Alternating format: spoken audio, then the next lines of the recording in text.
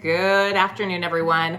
I've got an iced coffee today for Coffee Talk with Ann because the sun is out and it's actually a little warm outside. So glad to see the weather's kind of transitioning finally.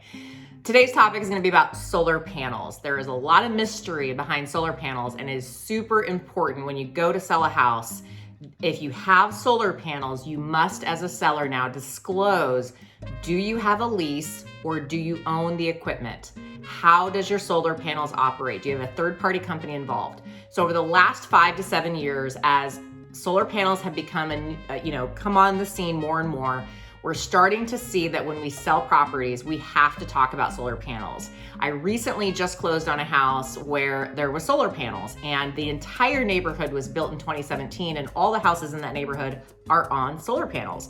And the way it was set up was that the homeowners had to sign a lease to have the solar panels on the house and get service. And in turn, the solar panels obviously generated a very low electric bill and sometimes even kicked back sort of a credit to the homeowner.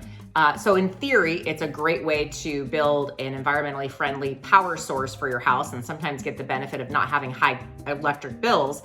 On the flip side of that, most of the time they come with some kind of lease or you need to buy them out. So in the last 5 to 7 years, we've seen a lot of chaos in real estate as people have been selling houses with solar panels and not disclosing to the buyer how the solar panels are set up. So about 6 years ago, I sold a house that the seller didn't share how the solar panels worked. They assumed that the house was just going to transfer over and all the equipment with it. But the seller learned right before closing that in fact, those solar panels, if they didn't have the new owner sign the lease, that owner was going to owe thousands of dollars in a buyout, or they would have had to transfer them to a new house. So if you can imagine, right before closing, all that coming up, it was very chaotic.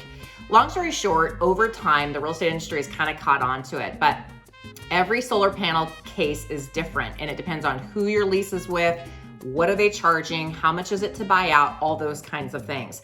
So while we love the idea of being way more energy efficient, which hopefully in the future we'll see that more and more, in the meantime, if you're selling a house with solar panels, you need to find out how the lease works, what's left on the lease. If somebody wanted to buy it out, what does that cost?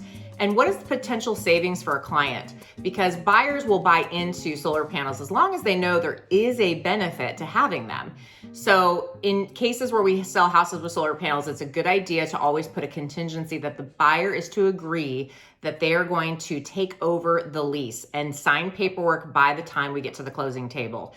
So to avoid any conundrum and chaos, always best if you're intending to get solar panels, which I know a lot of people are looking at that as, a possible source of, reducing costs or utility bills.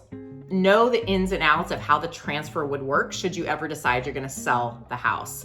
And for some people, it may or may not be as financially beneficial, but for some people, they just want the idea that they are, helping contribute to the environmental efficiencies of our planet. So that's my little tip today on solar panels. I wouldn't be afraid of them, but when you go to sell a house, just know how it all works from home ownership to transferring and making sure you disclose all along the way. All right, hope you're having a great week, you guys, and get some iced coffee.